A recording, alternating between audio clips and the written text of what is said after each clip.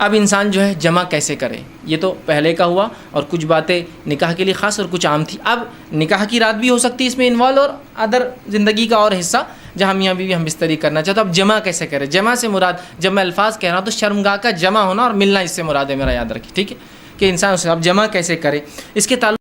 سے بہت ساری غلط فہمیاں ہوتی ہیں، انشاءاللہ آج اس کے ازالے کرنے کی کوشش کروں گا۔ اب انسان اپنی بیوی سے کیسے جمع کر سکتا ہے؟ آئیے اللہ رب العزت کا جواب اپنی کتاب، اس کی کتاب میں جو اس نے دیا اس سے ہم شروع کرتے ہیں۔ اللہ رب العزت فرماتا اور کہتا ہے سورہ بقرہ سورہ نمبر 2 آیت نمبر 223، اور فرماتا ہے نساء حرث لکم فأتوا حرثکم ان شئتم،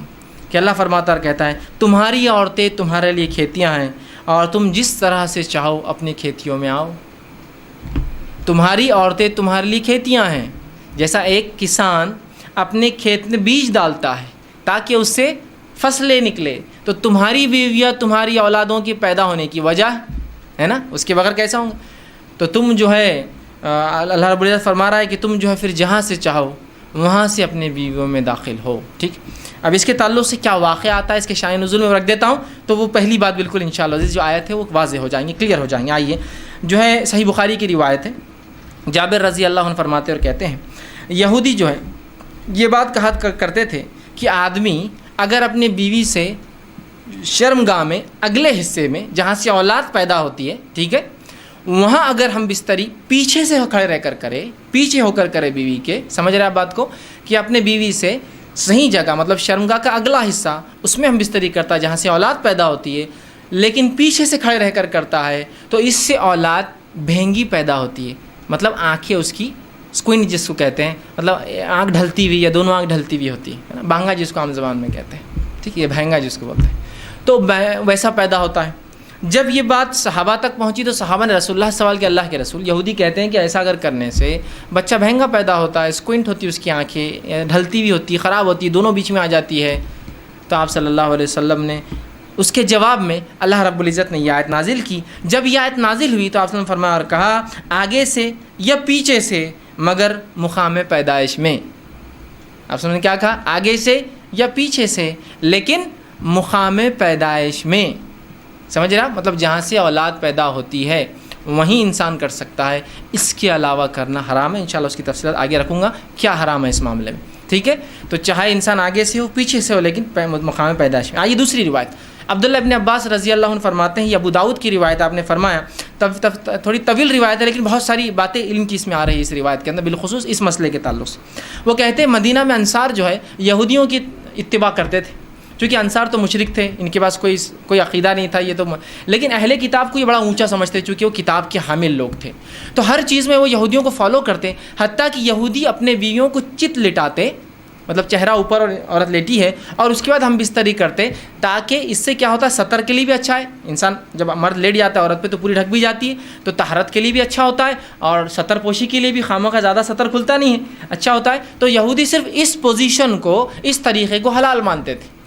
چونکہ انصار رسول اللہ صلی اللہ علیہ وسلم کے آنے سے پہلے، اسلام سے پہلے ان کو دیکھتے تھے، ان کو فالو کرتے تھے، اس معاملے میں بھی یہودیوں کو فالو کرتے تھے، کہ نہیں یہودی بول رہے تھے اہل کتاب ہے، ان کے پاس ایک دین دھرم تھا جو اللہ کی طرف سے آتا، لہٰذا ان کو فالو کرنا چاہیے، تو اس معاملے میں ان کی بھی اتباع کرتے تھے۔ عبداللہ ابن عباس رضی اللہ عنہ فرماتے ہیں لیکن ہم جو مہاجر تھے، ہم مکے والے لوگ، مکے کے جو لوگ تھے وہ مختلف قسم سے اپنے بیویوں سے تعلقات قائم کرتے، آگے سے پیچھے سے لٹا کر، ہاتھوں پہ ان کو کھڑے کر کے، مختلف چیزوں سے، اور جنس کی جو ہے ہم بستری کی لذتیں اٹھایا کرتے تھے۔ لیکن جب مہاجر مدینہ پہنچے اور انصاریوں سے نکاح شروع کیا، اور جب ایک مہاجر نے ایک انصاری عورت سے نکاح کیا، اور نکاح کرنے کے بعد جیسا ان کا طریقہ تھا کہ وہ مختلف انداز سے، مختلف طریقوں سے صحیح جگہ ہم بستری کرتے، مطلب شرمگاہ میں، مطلب اگلے حصے میں کرتے، جب اس نے ڈیمانڈ کیا اس شخص نے، تو اس انصاریہ نے کہا ہم تو صرف ایک طریقہ اپناتے، اس عورت نے، وہ بھی صحابیہ تھی، وہ ہے چت لیٹنا اور تم اوپر سے رہو۔ اس نے کہا ایسا کیوں، ہم تو مختلف چیزیں کرتے ہیں اس میں، جس کو عام زبان میں بہرحال آسن کہتے ہیں،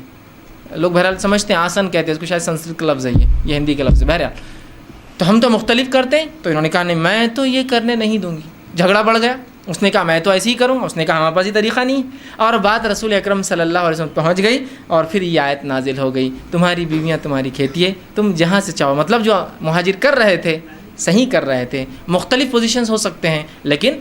اگلے حصے میں صرف پیدائش کے حصے میں انسان کر سکتا ہے۔ تو یہ روایت میں بہرحال بہت ساری باتیں آ گئی، اور بہت ساری باتوں کا جواز ہمیں مل گیا ہے۔ آگے آئیے، اب اس معاملے میں جو ہے انسان جمع جو کرے، ہم بستری کرے تو لیٹ کر سکتا ہے، لیٹنے میں جتنی پوزیشنز ہو سکتی ہے وہ استعمال کر سکتا ہے، شرط ایک ہی ہے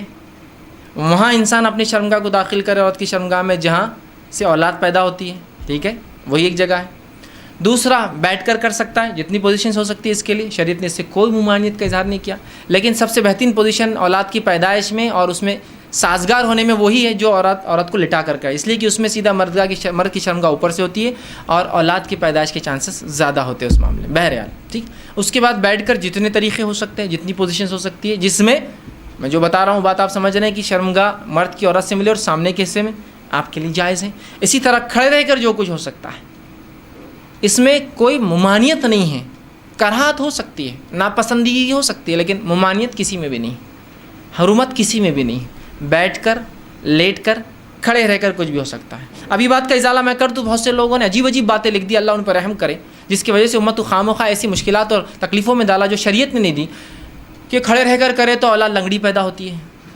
بیٹھ کر کرے تو اولاد فلاں پیدا ہوتی ہے، پیچھے سے کرے۔ آج بھی میں کہہ رہا ہوں کہ اگر کوئی لڑکا بہنگا آ جاتا ہے جس کی آنکھیں اسکوئنٹ ہو، اس کی آنکھیں برابر نہ ہو، تو عورتیں ایک دوسرے کو دھکا دے کے ہنستی مجلس ان کے ماں باپ نے کیا کرے تھے دیکھو بچہ، آج بھی میں کہہ رہا ہوں کیسی عجیب بات ہے یار، شریعت کلیریفیکیشن دے رہی ہے، قرآنی آیتیں نازل ہو رہی ہے، اور اس کے بعد بھی کہ ہماری اب عقلوں کا کیا بھائی، علم کی کمی ہی یہ سب چیزوں کی وجہ ہے۔ لا علمی جو نقصان پہنچاتی ہے نا، وہ کوئی چیز، کوئی ہتھیار، کوئی دشمن آپ کو جو نقصان نہیں پہنچائیں گے نا، آپ کی اور ہماری لا علمی اسلام کے تعلق سے نقصان پہنچاتی ہے۔ بہرحال تو کوئی بھی پوزیشن اختیار کر سکتے، کوئی ممانعت کسی بھی پوزیشن کی ثابت نہیں ہے۔